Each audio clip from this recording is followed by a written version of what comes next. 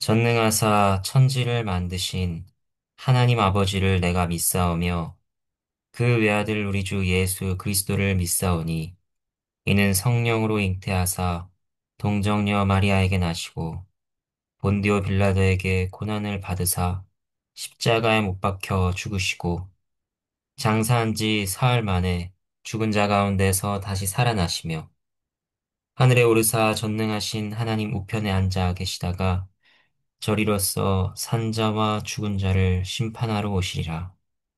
성령을 믿사오며 거룩한 공예와 성도가 서로 교통하는 것과 죄를 사하여 주시는 것과 몸이 다시 사는 것과 영원히 사는 것을 믿사옵나이다. 아멘. 함께 찬송가 35장 찬양하도록 하겠습니다. 찬송가 35장 2절과 4절을 찬양하도록 하겠습니다. 이 백성 기도와 또 예물 드림이 향내와 같으니 곧 받으옵소서. 주 예수 크신 복음을 주 예수 크신 복음을 만 백성 듣게 하소서. 주 믿는 만민이 참 진리 지키며 옛 성도들 같이 주 찬송하다가 저 천국 보좌 앞에서 저 천국 보좌 앞에서 늘 찬송하게 하소서. 아멘. 함께 기도하도록 하겠습니다. 하나님 아버지, 주를 떠나서는 저희가 아무것도 할 수 없으며 아무것도 아닌 자들인 것을 고백합니다. 이를 깨달아 주를 갈망하게 하시고 주를 찾게 하시는 하나님의 은혜에 깊은 감사를 올려드립니다. 이 아침에 주의 말씀 앞에 나아갈 때에 이 말씀이 깨달아지고 이 말씀이 저희의 삶에 적용될 수 있도록 저에게 은혜를 더하여 주시옵소서. 하나님께 감사를 드리며 예수 그리스도 이름으로 기도합니다. 아멘. 함께 보실 하나님의 말씀은 역대상 24장 1절에서 31절 말씀입니다. 제가 하나님의 말씀을 받들어 읽겠습니다. 아론 자손의 계열들이 이러하니라. 아론의 아들들은 나답과 아비후와 엘르아살과 이다말이라. 나답과 아비후가 그들의 아버지보다 먼저 죽고 그들에게 아들이 없으므로 엘르아살과 이다말이 제사장의 직분을 행하였더라. 다윗이 엘르아살의 자손 사독과 이다말의 자손 아히멜렉과 더불어 그들을 나누어 각각 그 섬기는 직무를 맡겼는데 엘르아살의 자손 중에 우두머리가 이다말의 자손보다 많으므로 나눈 것이 이러하니 엘르아살 자손의 우두머리가 16명이요 이다말 자손은 그 자손들 조상들의 가문을 따라 8명이라. 이에 제비 뽑아 피차에 차등이 없이 나누었으니 이는 성전의 일을 다스리는 자와 하나님의 일을 다스리는 자가 엘르아살의 자손 중에도 있고 이다말의 자손 중에도 있음이라. 레위 사람 느다넬의 아들 서기관 스마야가 왕과 방백과 제사장 사독과 아비아달의 아들 아히멜렉과 및 제사장과 레위 사람의 우두머리 앞에서 그 이름을 기록하여 엘르아살의 자손 중에서 한 집을 뽑고 이다말의 자손 중에서 한 집을 뽑았으니 첫째로 제비 뽑힌 자는 여호야립이요 둘째는 여다야요 셋째는 하림이요 넷째는 스오림이요 다섯째는 말기야요 여섯째는 미야민이요 일곱째는 학고스요 여덟째는 아비야요 아홉째는 예수아요 열째는 스가냐요 열한째는 엘리야십이요 열두째는 야김이요 열셋째는 훗바요 열넷째는 예세부압이요 열다섯째는 빌가요 열여섯째는 임멜이요 열일곱째는 해실이요 열여덟째는 합비세스요 열아홉째는 부다히야요 스무째는 여헤스겔이요 스물한째는 야긴이요 스물둘째는 가물이요 스물셋째는 들라야요 스물넷째는 마아시아라 이와 같은 징후에 따라 여호와의 성전에 들어가서 그의 아버지 아론을 도왔으니 이는 이스라엘의 하나님 여호와께서 명하신 규례더라. 레위 자손 중에 남은 자는 이러하니 아므람의 아들들 중에는 수바엘이요 수바엘의 아들들 중에는 예드야며 르합야에게 이르러는 그의 아들들 중에 우두머리 이시야요 이스알의 아들들 중에는 슬로못이요 슬로못의 아들들 중에는 야하시요 헤브론의 아들들은 장자 여리야와 둘째 아마랴와 셋째 야하시엘과 넷째 여가무함이요 우시엘의 아들들은 미가요 미가의 아들들 중에는 사밀이요 미가의 아우는 이시야라 이시야의 아들들 중에는 스가랴이며 무라리의 아들들은 마흘리와 무시요 야시야의 아들들은 브노이니 무라리의 자손 야시야에게서 난 자는 브노와 소함과 삭굴과 이브리요 마흘리 아들 중에는 엘르아살이니 엘르아살은 아들이 없으며 기스에게 이르러는 그의 아들 여라무엘이요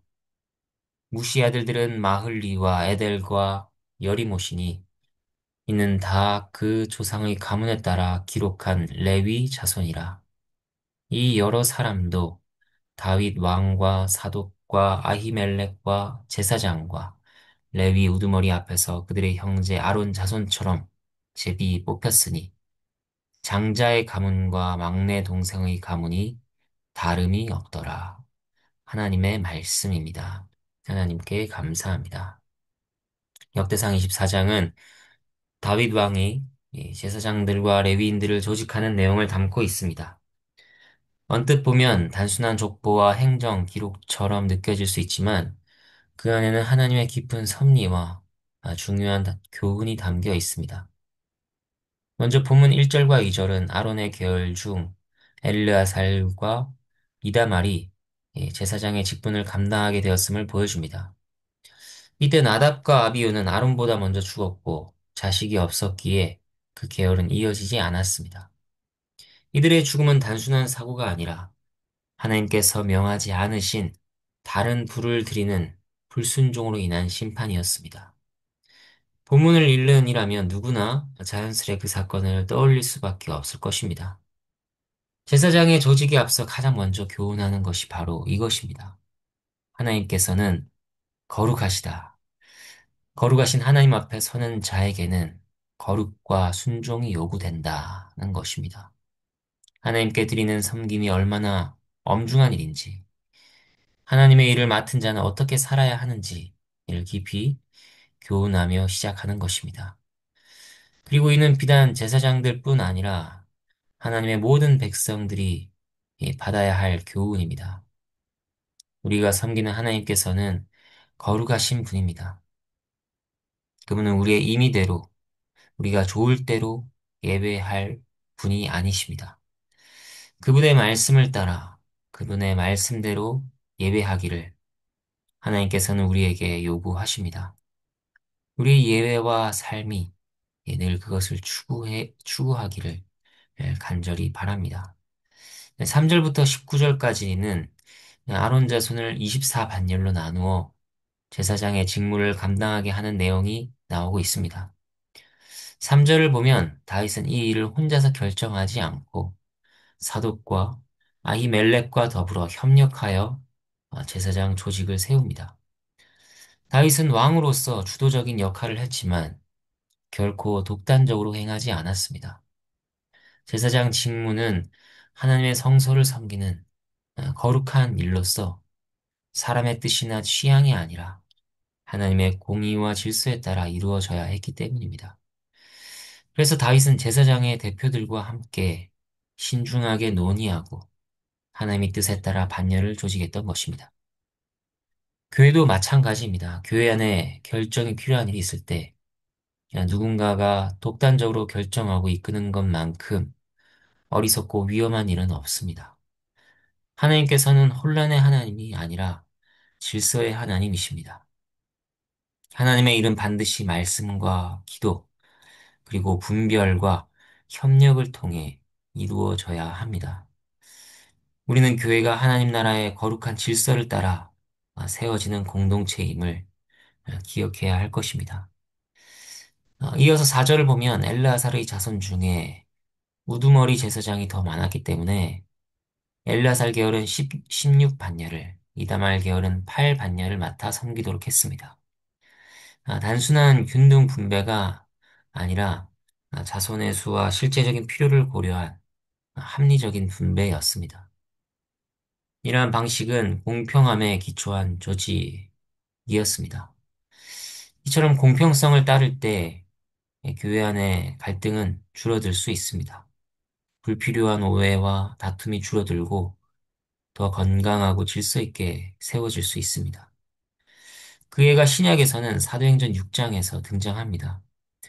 초대교회가 세워지고 헬라파 유대인들은 자신들의 과부들이 구제에서 소외되고 있음에 원망하게 되었습니다. 이 불평등의 문제를 해결하기 위해 집사들이 세워졌고 그 결과는 무엇이었는가? 사도행전 6장 7절 말씀. 하나님의 말씀이 점점 왕성하여 예루살렘에 있는 제자의 수가 더 심히 많아졌다고 합니다. 이처럼 교회가 하나님의 공평한 질서를 따라 세워질 때 갈등은 줄어들고 사역은 더욱 견고해지며 하나님의 말씀은 흥왕하게 되는 것입니다. 5절에 가서 인상적으로 볼 것은 차등 없이 나누기 위해 제비를 뽑았다는 것입니다. 예, 제비 뽑아 피차에 차등이 없이 나누었으니 이는 성전의 일을 다스리는 자와 하나님의 일을 다스리는 자가 엘르아살의 자손 중에도 있고 이다말의 자손 중에도 있습니다. 여기에서 말씀하는 성전의 일을 다스리는 자와 하나님의 일을 다스리는 자는 다른 부류의 자들이 아닙니다. 성전 일을 다스리는 자란 성전 실무와 제의적 업무를 주관하는 자들입니다. 그리고 하나님 일을 다스리는 자는 하나님께 속한 제사, 율례, 성결한 직무 등을 다스리는 자들입니다. 이것은 동일한 제사장 계열 안에서의 다양한 기능을 강조한 것일 뿐, 두 종류의 다른 사람들을 말하는 것이 아닌 것입니다. 이들이 모두 하나님 일과 성소의 일을 맡은 자들임을 반복하여 강조하는 방식으로 표현한 것입니다. 이들을 차등 없이 직무 순서를 정하기 위해 제비를 뽑았습니다. 제비 뽑기는 31절에서도 나옵니다. 일반 성전 봉사를 위한 레위인들도 가문의 서열에 따른 차별을 받지 않고 제비 뽑기로 결정했습니다. 제비 뽑기는 우연처럼 보입니다. 그러나 성경은 분명히 말씀합니다. 잠언 16장 33절 말씀. 제비는 사람이 뽑으나 모든 일을 작정하기는 여호와께 있느니라. 제비 뽑기조차도 하나님의 주권적인 섭리 아래 있는 것입니다. 그렇기 때문에 이 말씀은 모든 조직과 결정 뒤에 하나님께서 주권적으로 역사하고 계심을 분명히 알려주고 있는 것입니다. 이 제비뽑기 방식은 단순한 형식이 아니었습니다. 그것은 공로나 능력에 따른 배치가 아니라 하나님의 은혜와 주권적인 선택에 의한 사명 분배였음을 보여줍니다. 이것은 오늘날 교회 안에서 우리가 어떤 사역의 자리에 서게 되었든 그것이 자신의 자격이나 뛰어남 때문이 아니라 오직 하나님의 뜻과 은혜에 따른 것임을 깊이 되새기게 합니다. 하나님의 일은 능력의 경쟁이 있는 것이 아니라 은혜에 대한 순종입니다. 역대상 24장의 제비뽑기는 우리 모두가 하나님의 은혜로 부름받았고 질서 안에서 각자의 자리를 맡아 교회를 세워가야 한다 하는 깊은 교훈을 주고 있습니다. 이제 20절부터 31절까지를 살펴보겠습니다. 이 내용들은 성전에서 봉사할 레위인들의 24반열을 다루고 있습니다. 이것은 앞장인 23장에도 이미 나와 있습니다.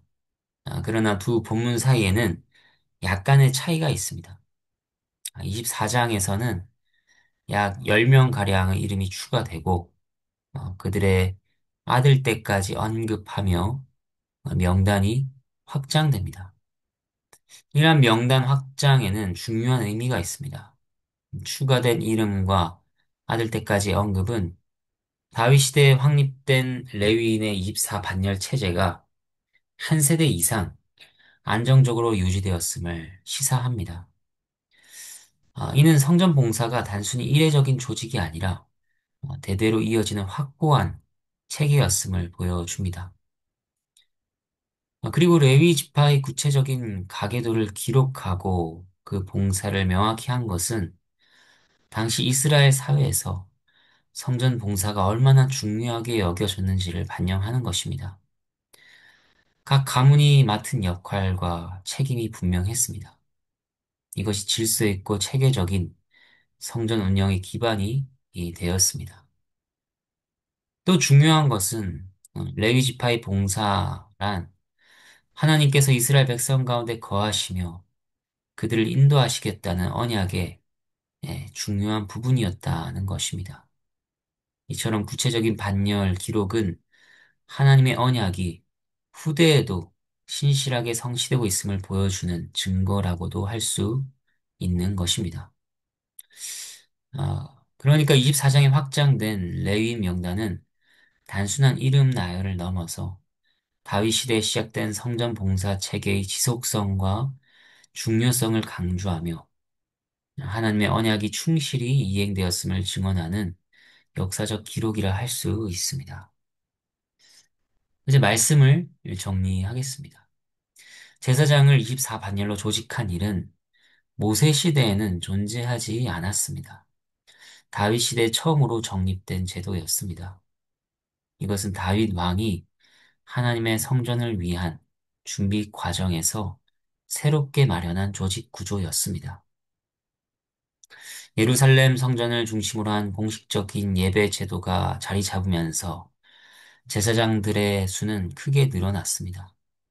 성막과는 달리 고정된 장소에 세워진 성전은 봉사의 영역도 더욱 다양하고 세분화되었습니다. 제사뿐만 아니라 찬양, 문지기, 창고 관리 등 다양한 기능이 요구되었기 때문에 보다 체계적이고 조직적인 24반열과 같은 구조가 필수적으로 마련된 것입니다. 그렇다면 이러한 반열의 조직이 성경에 자세히 기록되어 있는 이유가 무엇일까요? 그것은 이들이 단순한 일꾼이 아니라 하나님께 바르고 온전한 예배를 드리는데 앞장서야 할 사역자들이었기 때문입니다. 예배는 하나님 백성의 중심이며 예배가 바로 설 때 나라와 공동체도 하나님 안에서 온전히 세워질 수 있습니다. 다윗 왕국이 본이 되는 이유는 단지 국력이 강하고 정치적으로 안정되었기 때문이 아닙니다. 오히려 하나님께 바른 예배를 드리기 위해 최선의 노력을 기울였다 하는 점에서 참된 모범이 되는 것입니다. 이 점에서 역대기 저자의 의도가 매우 분명해집니다. 그는 다윗 시대의 정복 전쟁이나 국가적 번영에 대한 기사들을 거의 생략합니다. 오히려 성전 봉사를 위한 직무와 조직을 지나치다 싶을 만큼 상세하게 기록합니다. 그 이유는 명확합니다. 포로에서 돌아온 이스라엘 백성에게 가장 시급하고 중요한 것은 무엇보다 예배의 회복이라 하는 사실을 강조하고자 했던 것입니다. 결국 역대상 24장은 단순한 제사장 명단이 아니라 하나님 백성이 무엇을 가장 우선순위로 삼아야 하는지 그것을 보여주는 영적인 지도입니다. 온전한 예배를 위한 질서와 헌신, 하나님과 동행하며 그를 높이는 것이야말로 하나님 백성에게 가장 중요한 일임을 교훈하는 것입니다. 이처럼 우리의 삶의 중심이 예배이기를 바랍니다. 그리스도의 대속의 은혜에 힘입어 성령 안에서 하나님을 높이고 교회가 든든히 서가는 것에 마음을 쏟는 우리 모두가 되기를 바랍니다. 함께 주님께서 가르쳐 주신 기도로 기도하도록 하겠습니다. 하늘에 계신 우리 아버지여, 이름이 거룩히 여김을 받으시오며, 나라가 임하시오며, 뜻이 하늘에서 이루어진 것 같이 땅에서도 이루어지다. 오늘 우리에게 일용할 양식을 주시옵고, 우리가 우리에게 죄 지은 자를 사하여 준 것 같이 우리 죄를 사하여 주시옵고, 우리를 시험에 들게 하지 마시옵고, 다만 악에서 구하시옵소서. 나라와 권세와 영광이 아버지께 영원히 있사옵나이다. 아멘.